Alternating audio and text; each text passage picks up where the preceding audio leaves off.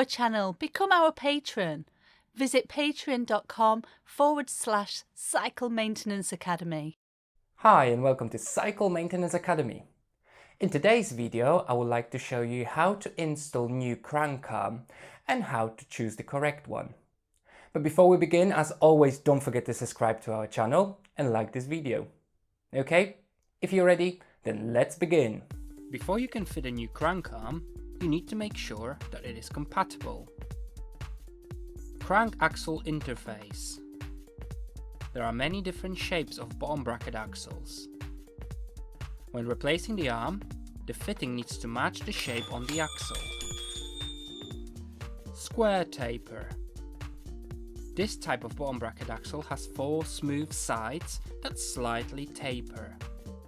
The tapered hole in the crank arm slides onto the axle, creating a tight fit. It is a universal interface, so any replacement crank arm with a square hole will fit. However, with some cranks, the square hole is positioned at a 45-degree angle, creating a diamond shape. To determine whether you need a square or diamond-shaped arm, have a look at the old one and match it. Other types.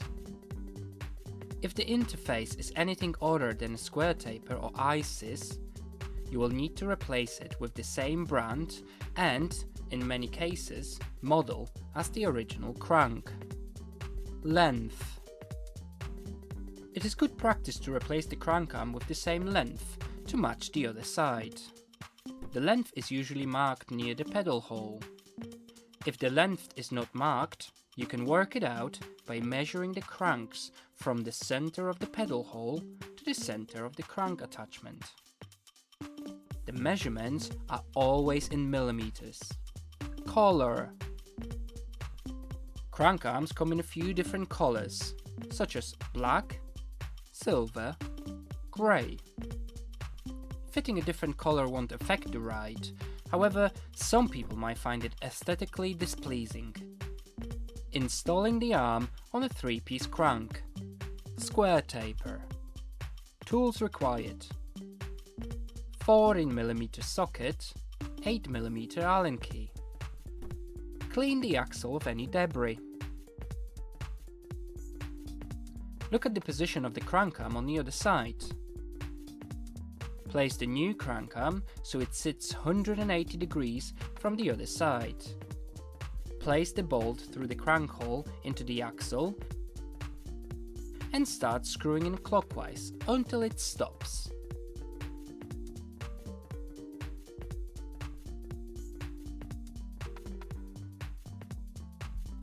Now, holding the crank in your left hand at 10 o'clock and the tool in your right hand at 2 o'clock, tighten the bolt. Because of the tapered shape of the axle and the crank arm hole, you will need to use more force with every turn to push the arm all the way on. Use your body weight to press down on the crank and the tool and carry on until the bolt won't tighten any further. Once the bolt is fully tightened, remove the tool and fit the dust cap if required. Installing the arm on a 2-piece crank. Hollowtech II. The Hollowtech II crank arm consists of the main body, 2 crank screws with washers that hold the crank arm in place, crank arm fixing bolt that compresses the chain set so that it doesn't wobble but it spins smoothly, stopper plate with a locator that, when the crank is in position correctly, drops into the hole in the axle and stops the crank walking off it, and a crank O-ring that applies pressure to the bottom bracket bearing. The axle and the crank have interlocking splines. There are 2 thicker splines helping to locate the crank into the correct position. Tools required: 5mm Allen key, Hollowtech II crank arm tool, flat bladed screwdriver. Clean the axle from any debris.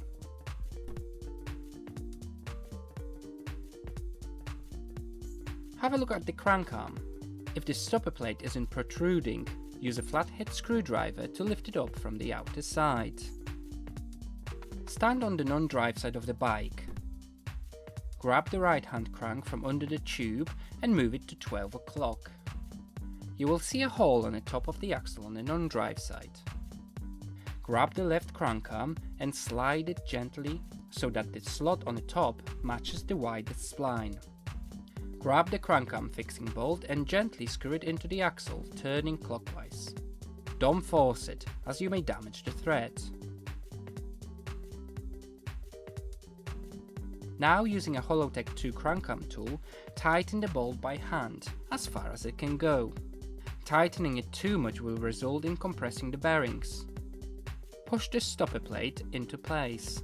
The locator pin will go in a hole. Finally, tighten the two crank arm screws sequentially.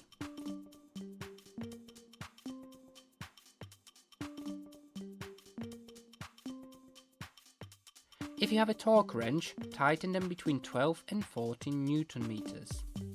If you don't have a torque wrench, just make sure they are tight.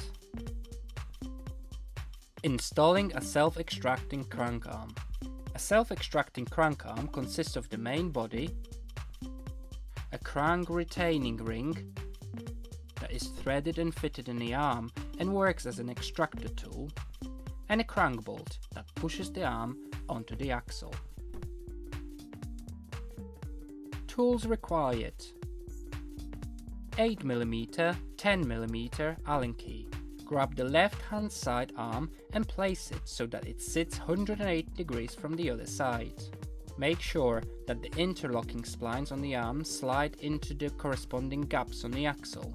Now gently screw the crank bolt into the axle until it stops.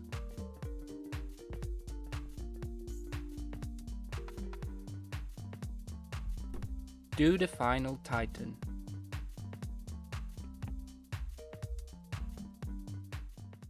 Thanks for watching, and I really hope you enjoyed this video. Don't forget to let us know in the comments below how you got on installing a new crank arm.